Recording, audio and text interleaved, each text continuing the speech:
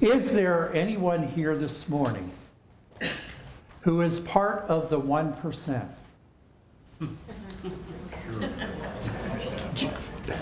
I hear chuckles back here that they might already know who the 1% are. Here's a few folks that are part of the 1%. Maybe you've heard of these people. Bill Gates, Elon Musk, Jeff Bezos, Richard Branson, Warren Buffett, founder of Tesla, Amazon, Virgin Industries, and Berkshire Hathaway. These are the people who hold 50% of the assets in the world, and it's 1%. 1% holds 50% of all the assets in the world. Well, don't want to beat them all up. A personal experience for me is one time I was in the Dominican Republic working in a clinic, and of course I have no medical skills. So what I was asked to do was to take a room full of medicine and to divide it into 1 month dosages and put them in packages for the people who would come to the clinic. All the medicine I saw wall to wall was from Bill Gates. And then who I find really fascinating that I want to share with a little bit about is Warren Buffett.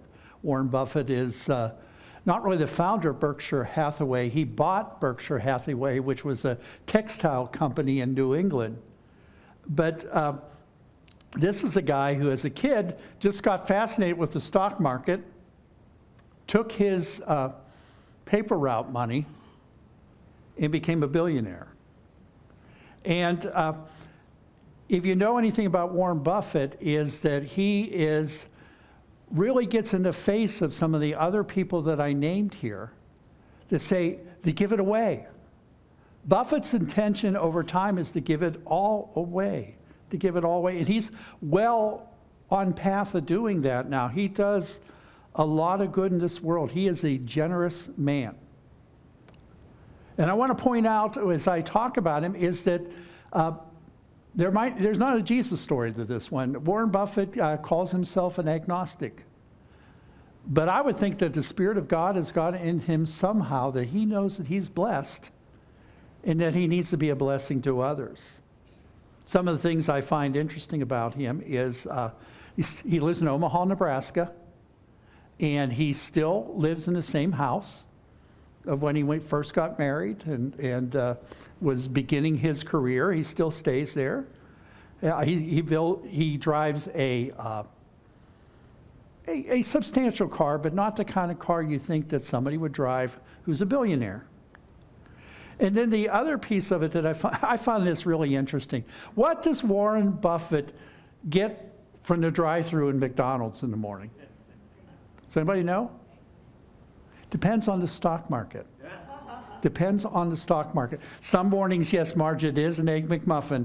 But other mornings, if the stock market's doing good, he might go for something a little bit better than an Egg McMuffin. Yeah, so I found that interesting about him. And he's another one where I was in a church where there was, in the town I was serving in, one of his companies was there. And this shows the diversity. The company that was in the town I was in produced soap that probably is the soap you get out of a dispenser when you go into the restroom. So they produced that, and their plant manager was a member of my congregation, and this man was a chemical engineer. So you would figure he probably worked night and day, right? Well, I'll tell you what he did every Friday. He went over to the high school and taught chemistry, because that's what Warren Buffett expects of his executives. We had a monthly giveaway of food, the kind of thing we do at the gathering, and he would always call the person who was in charge and say, "What do you need this month?" And they would come with a truck full of whatever it was. It's very generous, and he expects generosity out of the people that work for him as well. Well, you're probably going to say at this point, Pastor, that's a real nice story about some rich guy. What does it have to do with me because I'm not rich? Now, I want to ask you something. I think we're pretty much established. We're not part of the 1%, are we? But how many of you have at least 2 pairs of shoes? Can we see a show of hands of that? You're way up there. You are way up there. How many of you have more than 1 pair of pants? You are way up there. Way up there. We are rich. We are rich in so many ways. We are blessed.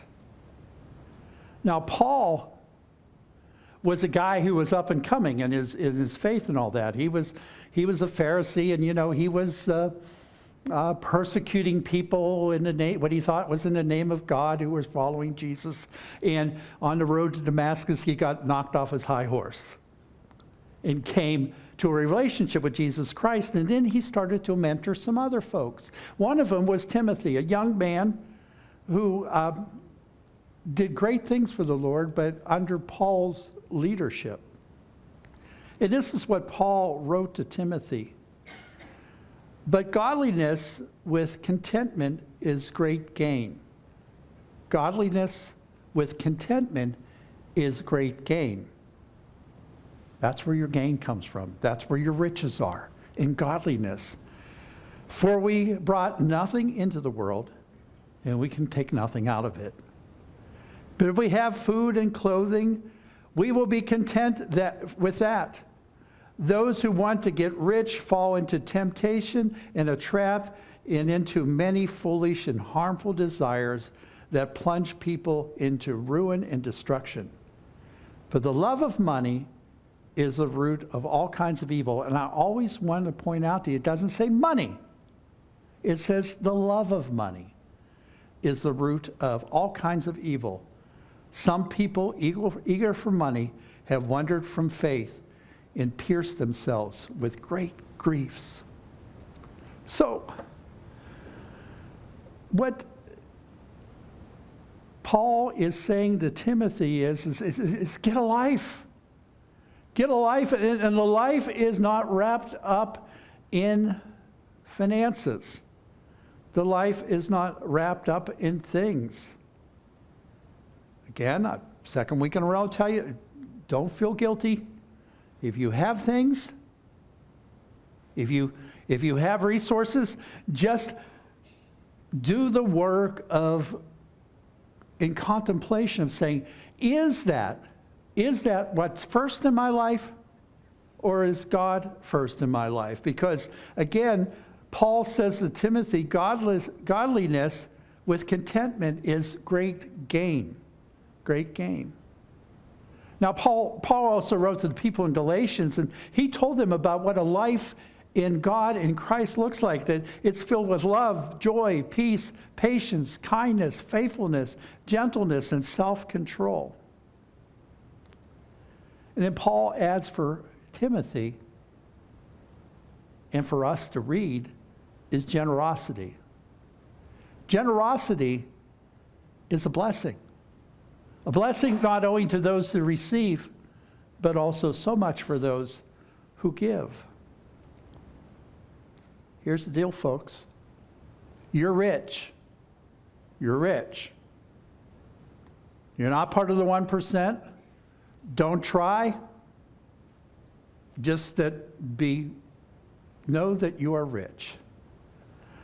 Paul also says this to Timothy. He says, command those who are rich in the present world not to be arrogant, nor to put their hope in wealth, which is so uncertain, but to put their hope in God, who richly provides us with everything for our enjoyment.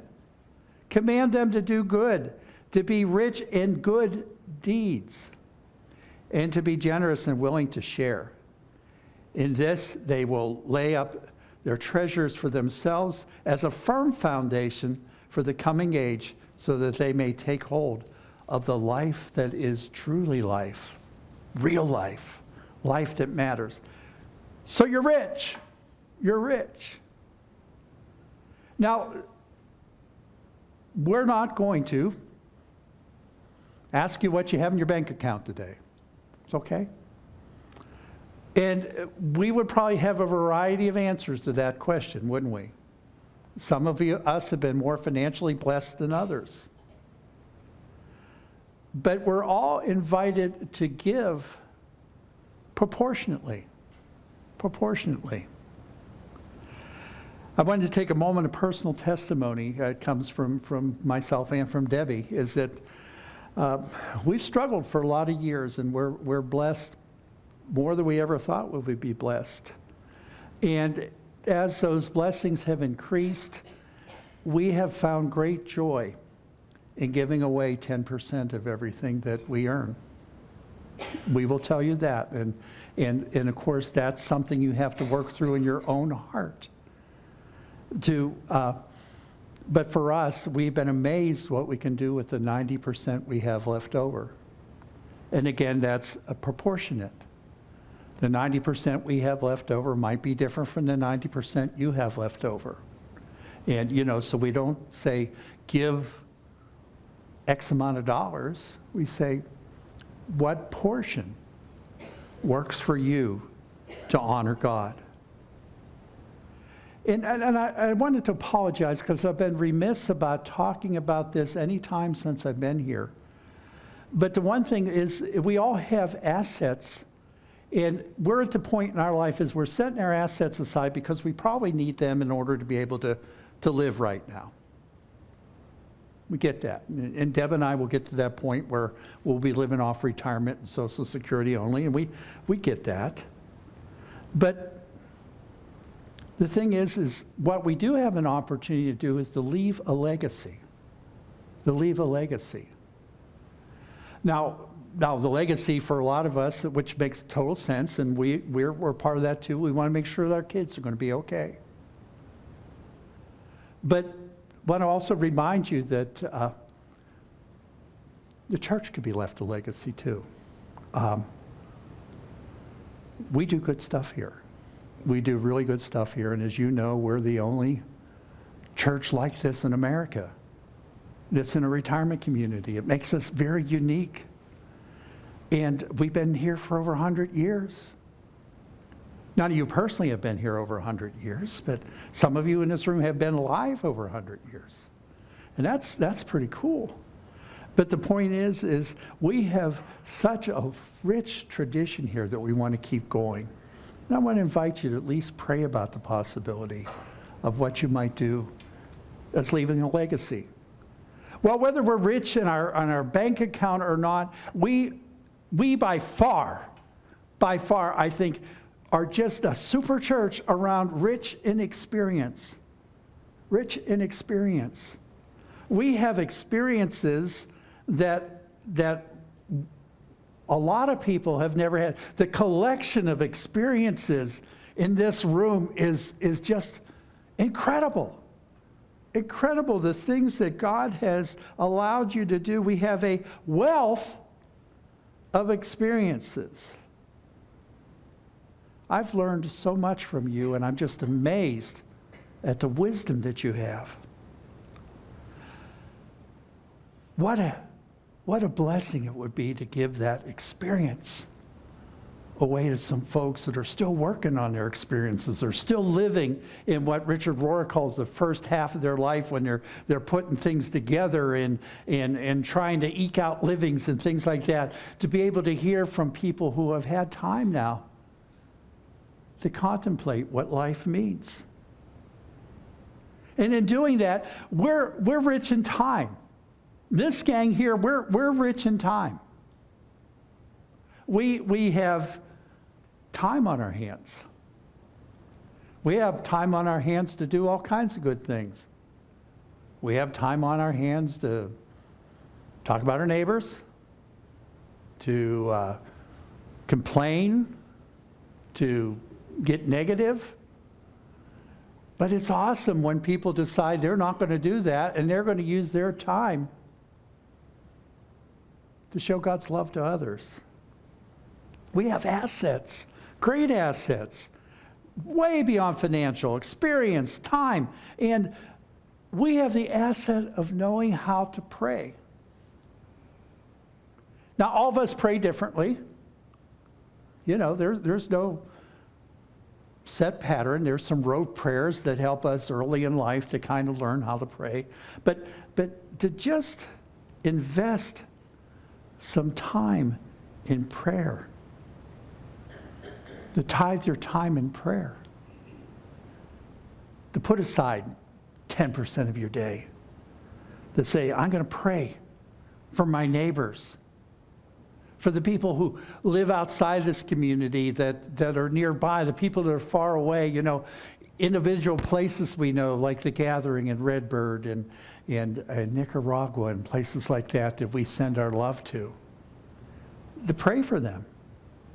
Pray for this church, that we continue to do the things that God has called us to do. Finally, we're rich in love. We are rich in love.